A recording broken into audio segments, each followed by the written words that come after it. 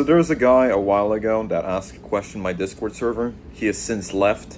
And the question goes along the lines of, how do I deal with humiliation? Or, messing something up? How do I move on instead of hating myself? This guy will never watch this video for two reasons. The first one being that he usually doesn't watch my videos, and the second being that he's out of my community entirely, meaning he left the Discord server for whatever reason.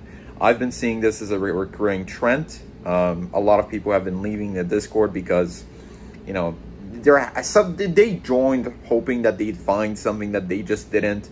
And instead of leaving a few messages and telling us what we can improve, they just leave like a bunch of pussies because they can't, handle waiting a little bit more and seeing what the movement's going to come to. That's a lot of work. It takes a lot of work.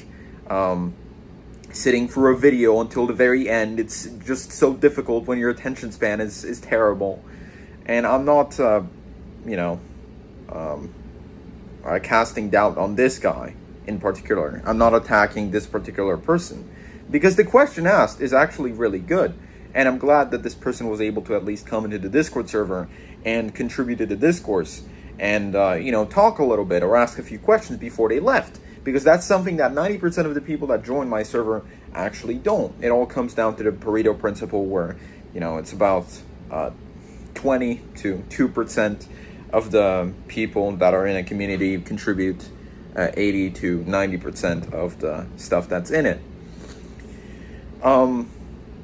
So yeah, whereas most people won't even bother to do anything about their problems, this person actually asked a very interesting question. The problem is the guy left afterwards, so he'll never get the chance to actually hear what I have to say about it, because he made the great mistake of leaving. But as it happens, I am a man who sticks to my word. Whenever I make a promise to somebody, I do my best to keep that promise in the back of my mind. I have this mental catalog of things that I have yet to do. And in the back of that mental catalog for about a month now was the fact that I had to make a video for this guy. And as soon as I went to look at the screenshot, I noticed that the guy is obviously gone.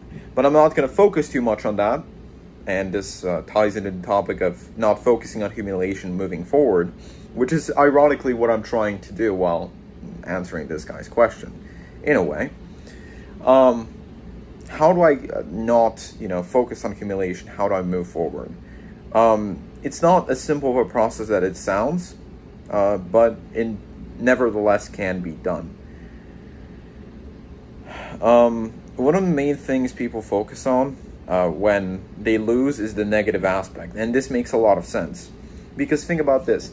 $100 plus 50%. 50% gain on $100. What is that? That's $150.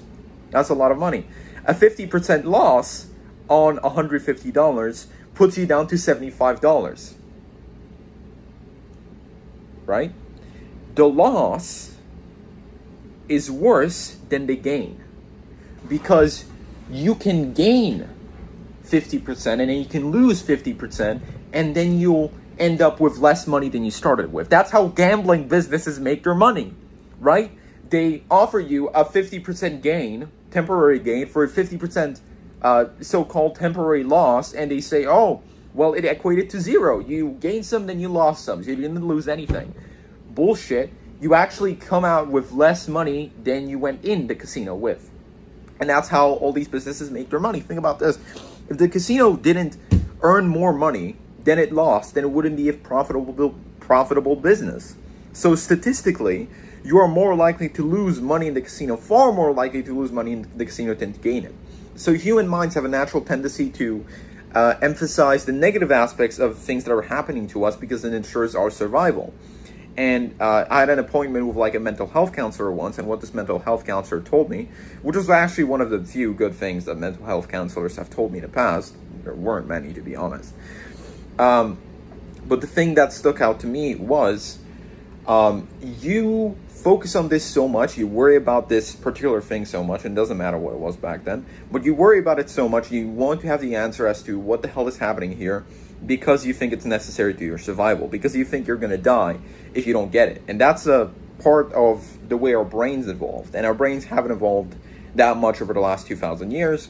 So we haven't adapted to this modernist lifestyle that is frankly unnatural and very uncanny valley, and something that I rage and tirade against. We haven't adapted to this kind of lifestyle. Therefore, our brains are stuck in this tribal mode, and in this tribal mode, the smallest inconvenience can lead to our deaths. So, humiliation or messing up is very inconvenient for us because we think that it's the end of the world, but it really isn't.